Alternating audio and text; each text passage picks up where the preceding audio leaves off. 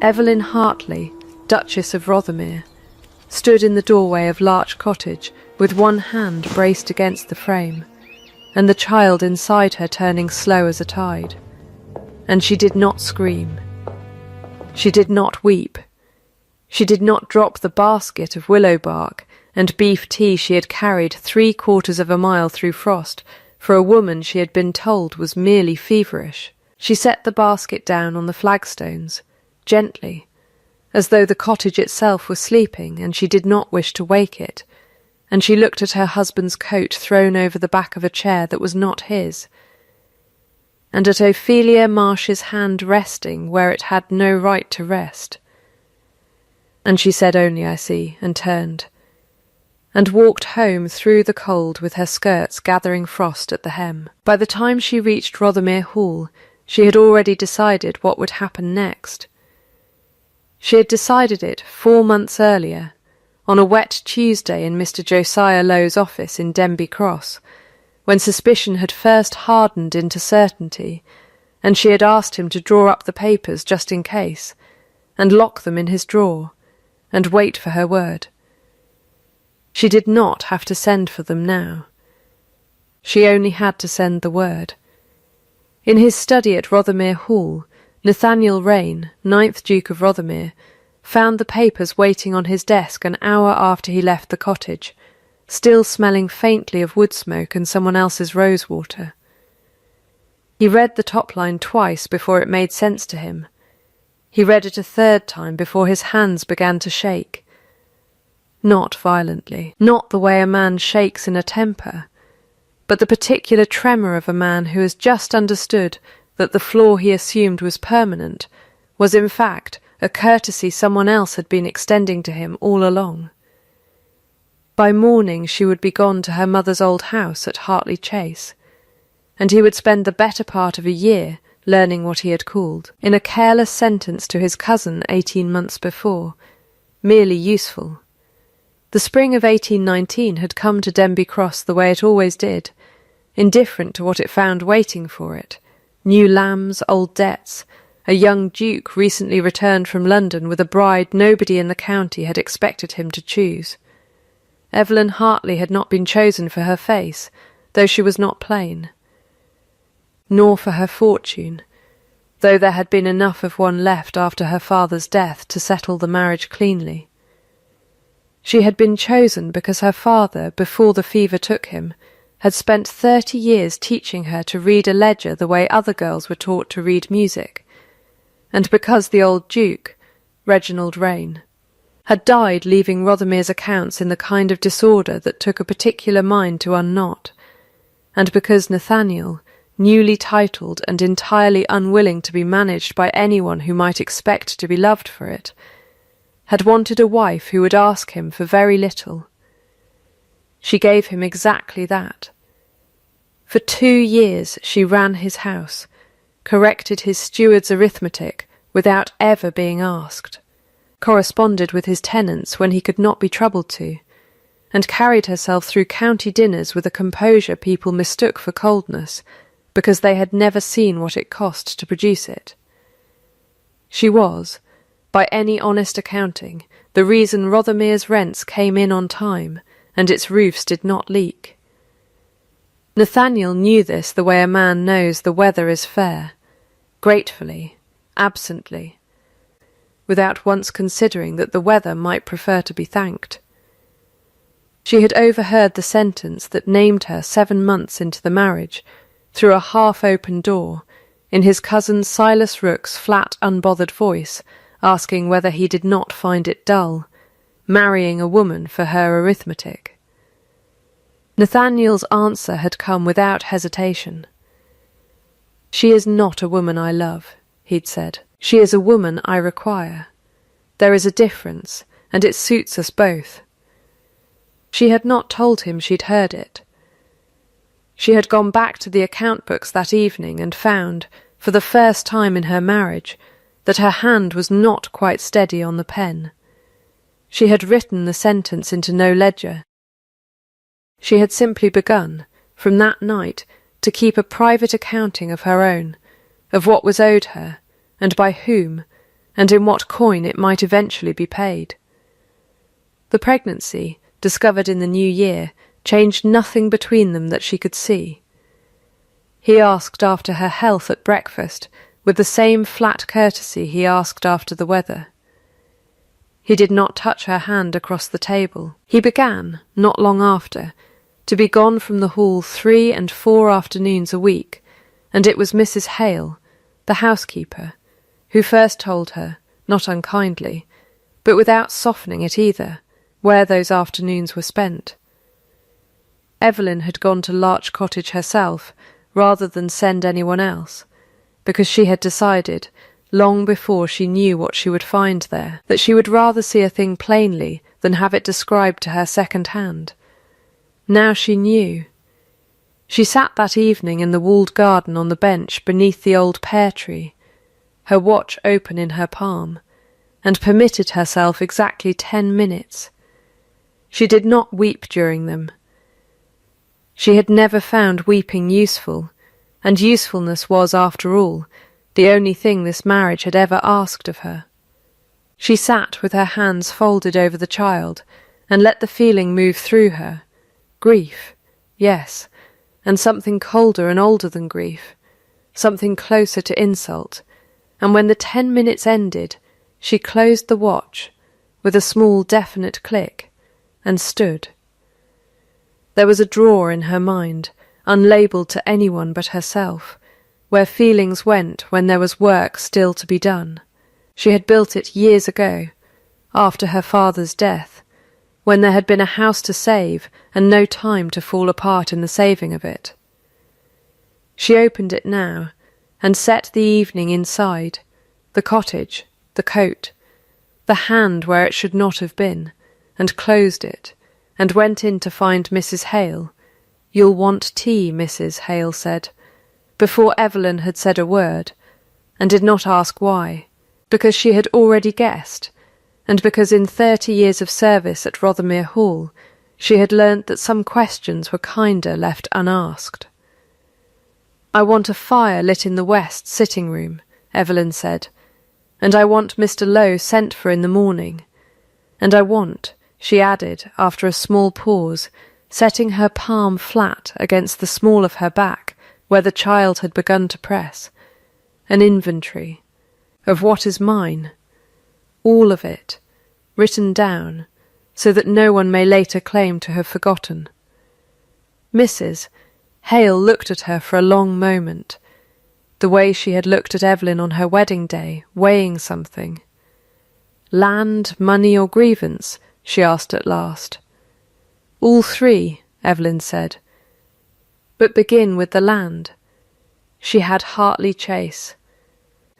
340 acres her mother had loved, and her father had kept solvent by will alone, and she had a mind that had run Rothermere's books for 2 years, without a single figure out of place, and she had a child coming in 10 weeks, who would carry the Rothermere name, whether its father had earned the right to it or not.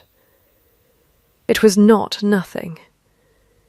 It was, she thought, setting the account-book open on her lap that night by candlelight and beginning, in her small even hand, to write very nearly everything a person needed, if she was willing to build with it rather than simply survive on it. The papers went to Rothermere's desk 3 days later, delivered by Mr. Lowe's clerk, while Nathaniel was again at Larch Cottage, because Evelyn had learned, in 2 years of managing a household run by absent men, that the most effective correspondence was the correspondence that arrived precisely when it would be least convenient to ignore. She was in the drainage field above Hartley Chase's east boundary, ankle deep in mud, with her skirts pinned up and a surveyor's chain in her hands, when word reached her that the Duke had ridden out from Rothermere Hall 3 times in a single afternoon looking for her, and had been told, each time, that her Grace was occupied. She was, in fact, occupied. Hartley Chase's lower fields had flooded twice in 3 years for want of proper drains, and every tenant on that stretch of land had lost a portion of the harvest to standing water, while her father's old steward assured everyone the ditches were sound. They were not sound. Evelyn had walked the field herself with old maps and a length of chain, and had found within a morning that the drainage ran uphill in 2 places, a fact the previous steward had either never noticed or never dared report, since correcting it would cost money nobody had wanted to spend. £90, she told Abel Ferris, the tenant whose fields bore the worst of it, laying the figures out on a plank set across 2 barrels, because there was no table nearer than the farmhouse, and she had not wanted to lose the light walking to fetch one. 60 for tile, 30 for the labour. Done properly, and done before the autumn rains, and I will not ask you to bear a shilling of it, because it was never your ditch to begin with. It was Rothermere's failure to maintain what it charged you rent to farm. Ferris was a broad, slow-spoken man who had buried 2 children to a bad winter and trusted very little that came from a great house. He looked at the figures a long time. "Begging your pardon, your grace," he said, "but I've heard fine numbers from fine houses before. They don't always turn to tile." "Then watch them turn," Evelyn said.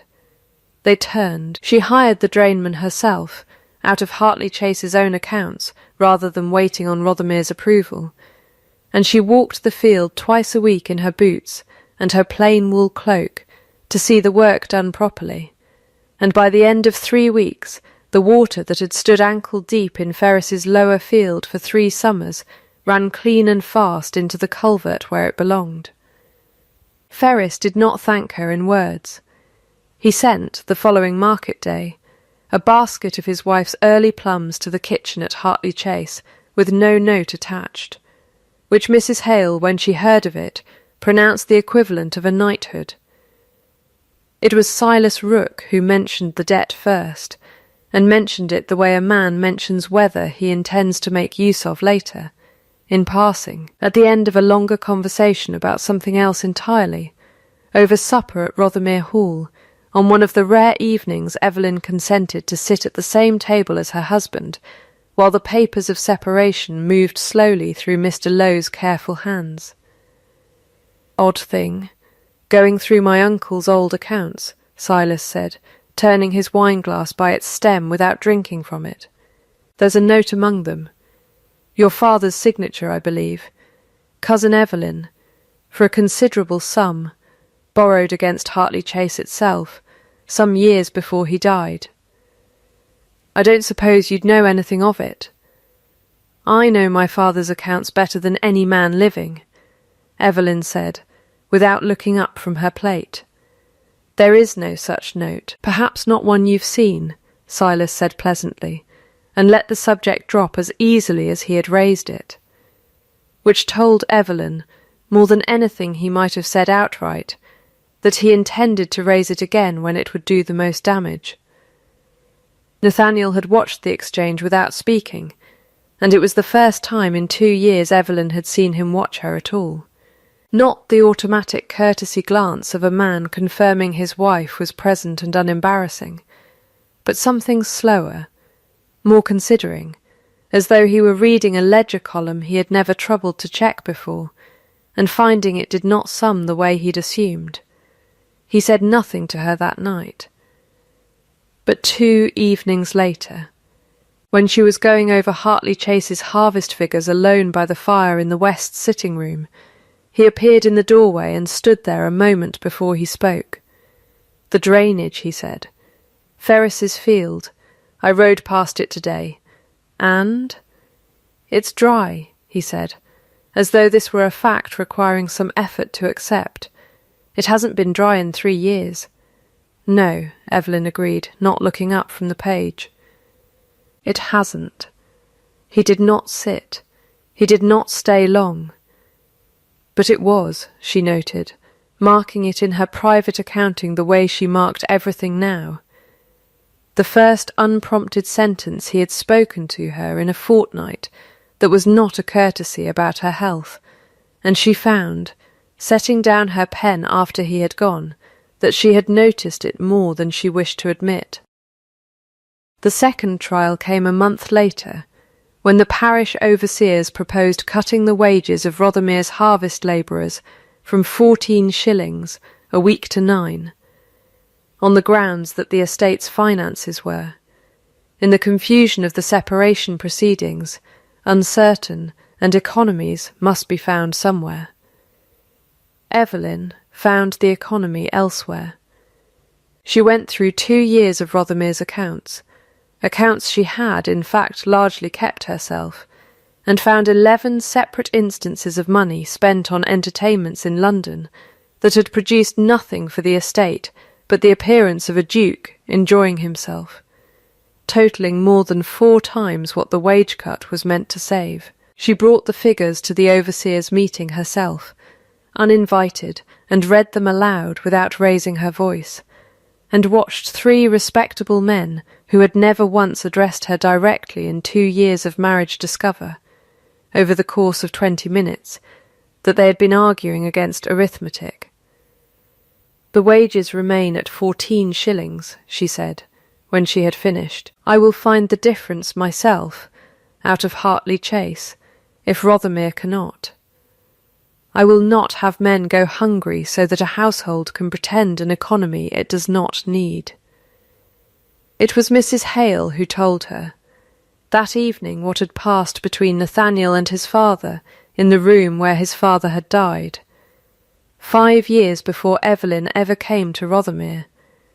How the old Duke, dying slowly and bitterly of a growth no physician could name, had gripped his son's wrist and told him that his own wife, Nathaniel's mother, had left them both when the boy was 10, because she had been permitted to believe she was loved rather than merely necessary, and that this was the single greatest failure of Reginald Rayne's life, and that Nathaniel must never repeat it, must never let a wife believe herself more than useful, for a woman who believes herself loved will always, eventually, ask for more than a man can safely give. "He built the boy out of that deathbed, Mrs." Hale said, not unkindly, same as some men are built out of war. "He's not cruel, your Grace. He's frightened. He's been frightened since he was 10 years old, and frightened men make very cold husbands."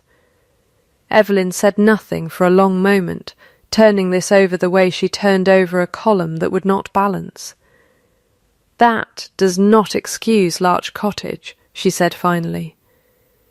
"No, Mrs." Hale agreed. "It explains it. Those are different countries, and a wise woman keeps her passport for only one of them." The county, meanwhile, had begun to speak of the young Duchess in a different register than it had 2 years before. She was no longer merely the practical woman Rothermere had married for his books. She was the woman who had dried Ferris's field in 3 weeks, when the old steward had let it flood for 3 years. She was the woman who had stood before the overseers with a ledger instead of a fainting fit, and won. Mrs. Grantley at the draper's shop in Denby Cross was heard to remark that her Grace had more sense in her account book than most men had in their whole heads, and though the remark was not meant to travel, it did, the way most things in a small county eventually do, the way water moves downhill, finding every low place there is to find. It was Ophelia Marsh who was dismissed first, though not by Evelyn, and not in the manner the county half expected. Nathaniel rode to Larch Cottage on a grey morning in late July, and did not stay the length of even 1 cup of tea. He told her plainly that the arrangement was ended, that she would want for nothing, a settlement sufficient to establish her comfortably elsewhere, her choice of town, but that Larch Cottage would be let to a new tenant by Michaelmas. Ophelia did not weep either, though for different reasons than Evelyn's. "You never loved either of us," she said, not as an accusation so much as an observation arrived at slowly and finally believed. "You loved not having to." He had no answer for that. He rode back to Rothermere Hall in silence, and did not speak of it to anyone, but Mrs. Hale reported, with the flat satisfaction of a woman confirming a long-held suspicion, that His Grace had gone straight to the old West Wing that evening and unlocked, for the first time in 15 years, the sitting room that had belonged to his mother. He found Evelyn there 2 days later, not by design, but because she had heard the door was unsealed and had gone, out of the same forensic curiosity that ran every other part of her, to see what a man kept locked away for 15 years. Dust sheets, a writing desk, a miniature portrait of a woman with Nathaniel's same guarded eyes.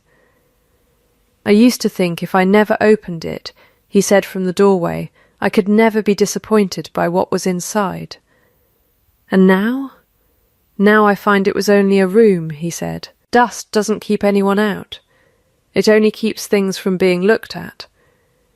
He crossed to where she stood and, after a moment that stretched long enough for her to notice she was holding still, took the household keys from the hook where they had hung, unused by him since the day the papers reached his desk, and pressed them into her hand.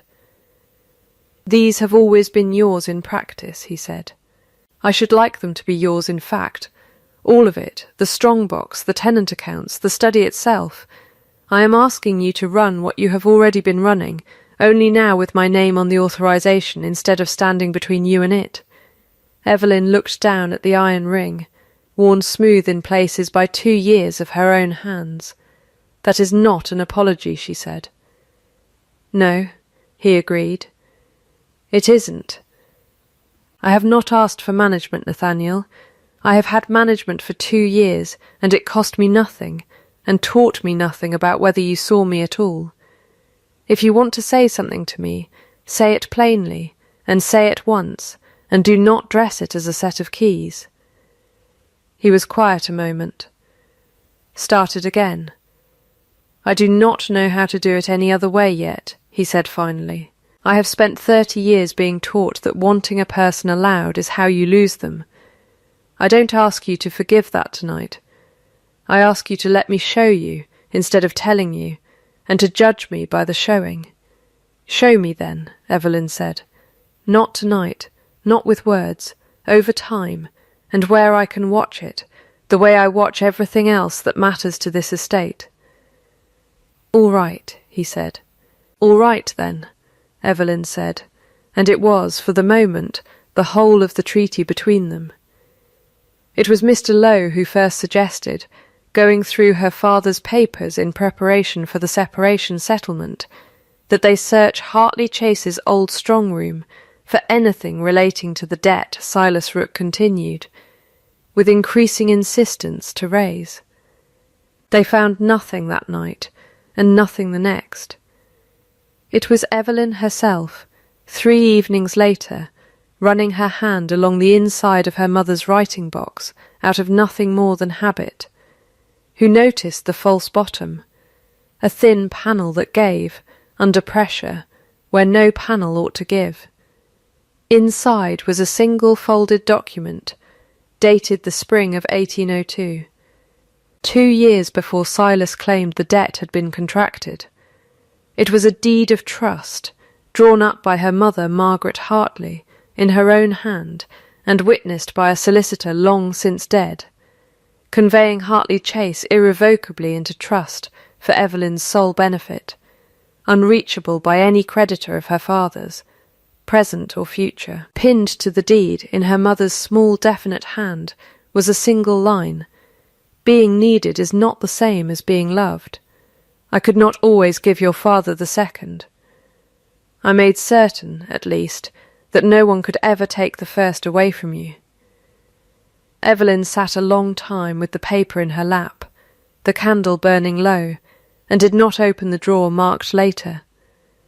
She let herself, for once, simply feel it, the particular ache of being protected, years in advance, by a woman who had not lived to see whether the protection was needed.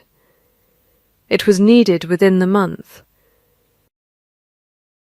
Silas Rook, growing impatient, produced at last the document he had been threatening all summer, a bond purportedly signed by Edmund Hartley in 1804, acknowledging a debt of £4,200 to the late Duke Reginald Rane, secured against Hartley Chase, and demanded through his own solicitor that the debt be settled from the estate before any final separation of Rothermere's, and Evelyn's interests could proceed.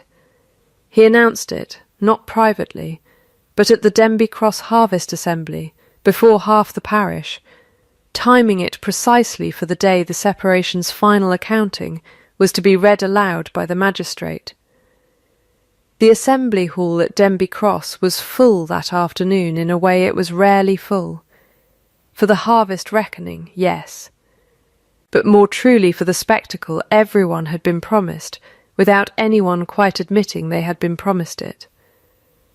Sir Barnaby Cole, the county magistrate, sat at the long table at the front with the parish's ledgers before him, and Silas Rooke stood to one side with his bond in hand, and the particular ease of a man who believes he has already won. "The claim is straightforward," Silas said, when Sir Barnaby called for it. "A debt owed by the late Mr. Hartley, secured against the very land his daughter now proposes to keep entirely for herself. I do not raise this happily. I raise it because it is owed." Evelyn rose. She did not raise her voice. She had learned, across 2 years of overseer meetings and drainage disputes, and a marriage conducted largely in the register of other people's assumptions, that a raised voice was very often mistaken for the truth, and a level one was very often mistaken for weakness, and that the second mistake was easier to correct. "May I see the bond, Sir Barnaby?" It was passed to her. She studied it a long moment, the signature, the date, the wax, while the hall waited in the particular silence of a room that does not yet know which way it is about to turn. "This bond is dated April the 3rd, 1804, she said finally. "I would ask Mr. Rooke to explain how my father pledged land in 1804, that he no longer held free and clear to pledge, since this deed," she said, laying her mother's trust beside the bond on the table, "conveyed Hartley Chase irrevocably to my benefit 2 years earlier, in 1802, witnessed and recorded. My father could not mortgage what was no longer his to mortgage. The bond is not merely forged. It is impossible." A murmur moved through the hall, water finding a new low place. Silas did not flinch outright, but something behind his composure went still. Deeds are misplaced. Dates are misremembered. I would not stake a man's honesty on a single old paper. "Then stake it on 2, Evelyn said, and nodded to Mr. Lowe, who rose with a second document, a bank clerk's sworn statement establishing that the paper stock on which the bond was written bore a watermark not manufactured before 1811, 7 years after the debt it claimed to record. The hall's murmur sharpened. Sir Barnaby leaned forward. "I saw him practising it," said a voice from the back before anyone asked for it.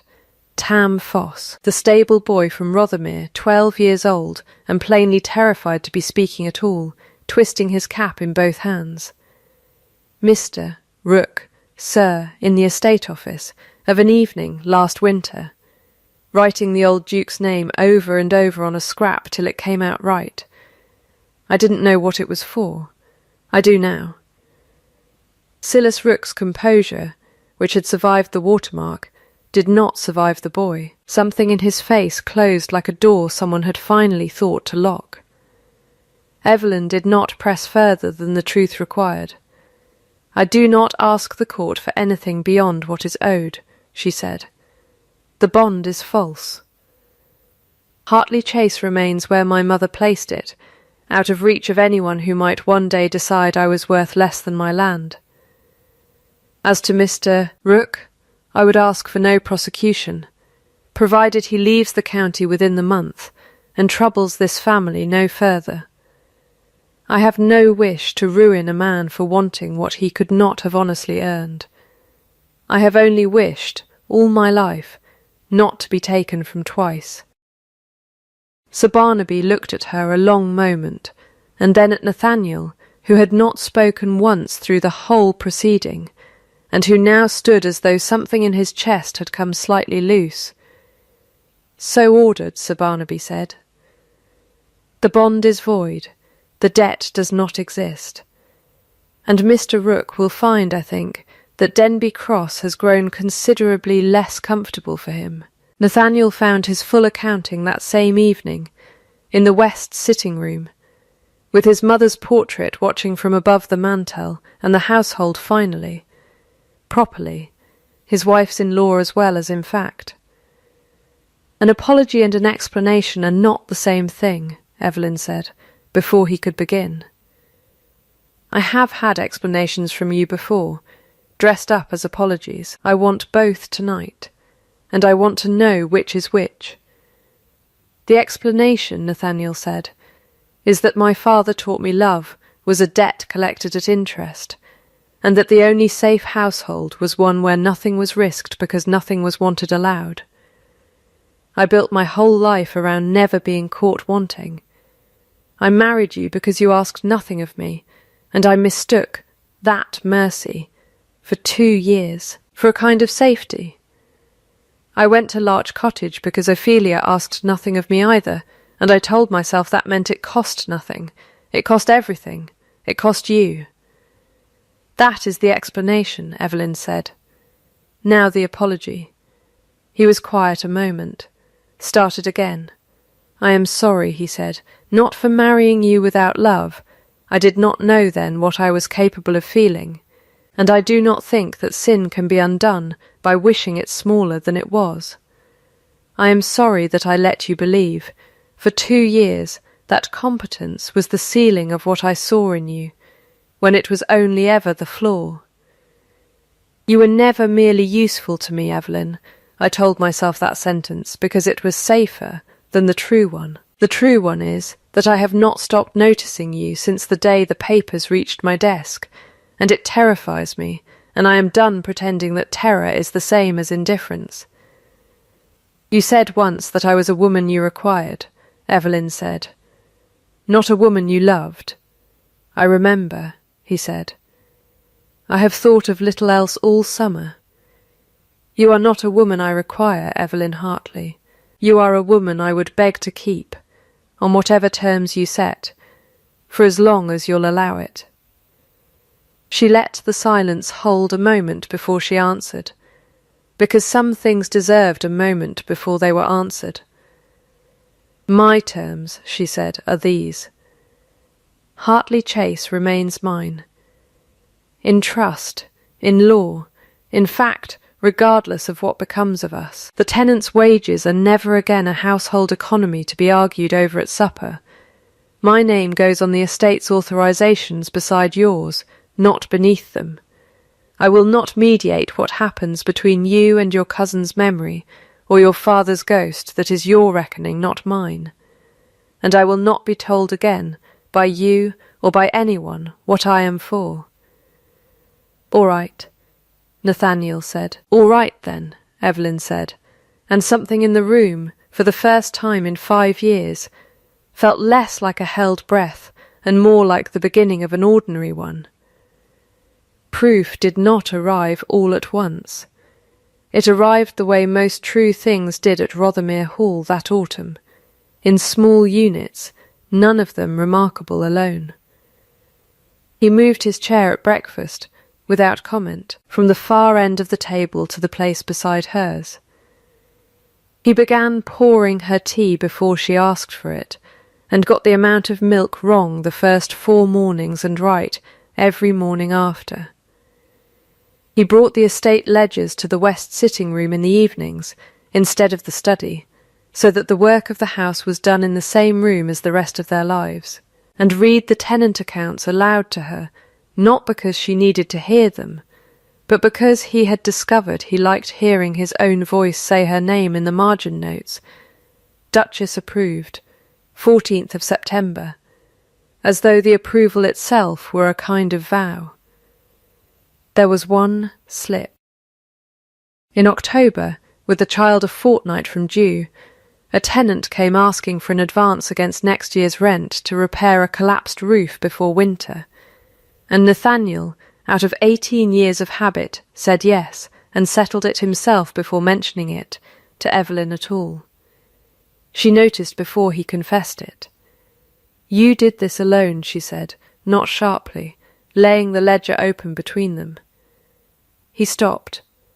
Started again. "I did," he said. "Old habit. I am not undoing 5 years in 5 months. No," she agreed. "But name it when it happens, so I know it is habit and not backsliding." "It is habit," he said. "I am sorry. It will not happen again unnamed." It did not. Their son was born on a cold, clear night in early November, with Mrs. Heir directing the household in a voice that allowed for no panic, and Nathaniel pacing the hall outside until the midwife, taking pity, let him in to sit with Evelyn before the worst of it had even properly finished. He held his son an hour later with the particular stillness of a man who has just been handed something he does not yet trust himself not to break. And when Evelyn, exhausted and clear-eyed, asked what he was thinking, he said only, "That I would choose you." "I have been choosing you for some time now, in small ways, hoping you'd notice before I found the courage to say it outright. I would choose you again tonight, knowing everything it cost to get here." "That is not the bare 3 words," Evelyn said, half a laugh in it, the first real one he had heard from her since the spring. "No," he agreed. "I find I trust the longer sentence more. It's harder to say by accident." They named the boy Edmund for her father, and Mrs. Heir pronounced him, on first inspection, to have his mother's eyes and, mercifully, none of his Uncle Silas's chin, which she delivered with such flat certainty that even the midwife laughed. 2 years passed the way years do at a working estate, in seasons rather than dates, in harvests rather than headlines. Silas Rook had gone north to a distant cousin's smaller property, where it was said he managed accounts honestly now, chastened by a fall. No one in Denby Cross much mourned. Ophelia Marsh had married a wool merchant in Bath the following spring, and wrote to Evelyn once a year, brief and courteous letters that asked after the boy, and said nothing of the past, which both women understood to be its own kind of grace. Tam Foss, whose honesty had undone a forger before a full county hall, was apprenticed properly to the estate's steward that same autumn, and by the second harvest was keeping half of Hartley Chase's accounts himself. In a hand Evelyn had taught him letter by letter on winter evenings. Fair wages were posted now at the start of every harvest, not negotiated fresh each year against whatever economy someone had decided the house required. A school had opened in the old dower cottage at Hartley Chase, for tenant children of either land, funded from Evelyn's own trust and named, at Mrs. Heir's insistence and over Evelyn's mild protest, the Margaret Hartley School, so that her mother's hand, dead 19 years, still opened doors for children who would never know her name otherwise. The household keys hung now by the kitchen door in 2 matched rings instead of 1 Evelyn's, worn smooth from years of use, and a second set Nathaniel had commissioned and carried himself, not because he ran the house day to day, but because he had asked, that first autumn, to be trusted with a share of its keeping rather than merely its ownership, and she had at last let him earn it. "I reckon," Nathaniel said one evening, watching Edmund toddle determinedly across the west sitting-room toward a dog too patient to mind being climbed on, "that's the first sound investment my father ever made without meaning to. Marrying me to a woman who could actually read a ledger." "You reckon?" Evelyn repeated, amused despite herself, because 2 years of tenant suppers and drainage disputes had worn certain rough words smooth in his mouth, the way the county wore them smooth in everyone's. "I reckon," he said again, and did not correct himself, and she understood it for what it was, not a slip of grammar, but a man who had finally stopped performing a class of coldness he had never actually wanted, in a house that had, at last, stopped holding its breath. She had stopped asking to be seen somewhere in the 2nd year of that long construction, not because she had given up on it, but because she had made herself, quietly, methodically, out of ledgers and drained fields and a mother's hidden trust, entirely impossible not to see. Being needed had never been the same as being loved. She knew that still, and would teach her son the difference the way her mother had taught her.